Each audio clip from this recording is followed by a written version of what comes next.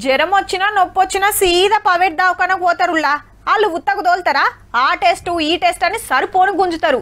ఒకళ్ళ షేరుకైతే వెయ్యిలేంది లక్షలే. ఇంకా జర డేంజర్ గిట్లా ఉంటేనా ఆస్తులు అమ్ముకొని దవాఖానల బిల్లులు కట్టాల్సిన కథ. ఇప్పుడు గీ ముచ్చట దేనికి చెప్తున్నామంటే, దవాఖాన బెడ్ మీద ఉన్నది కరీంనగర్ కలెక్టర్ పమేలా సత్పత్ మేడం. అట్లానే ఇదేదో పెద్ద ప్రైవేట్ దవాఖాన అనుకునేరు, సర్కార్ దవాఖానే. మేడానికి షానొద్దుల కాంచెలి తలకాయ నొప్పి సైనసైటిస్ తో పాటు మొస్స తీసుకుంటానికి తిప్పలైతుండేనట. అప్పటి మందం మందులేసుకొని డ్యూటీ చేస్తుండేనట. కలెక్టర్ మేడం కావాలనుకుంటే రాష్ట్రంలోనే కాదు దేశంలోనే తోపు దవాఖానలల్లో వైద్యం చేయించుకోవచ్చు. కానీ సర్కార్ దవాఖానలలో గిన అన్ని సౌలతులున్నాయి. డాక్టర్లు మంచిగా వైద్యం చేస్తారని ఎరక చెప్తానికి ఇంట్లో షేరికైంది.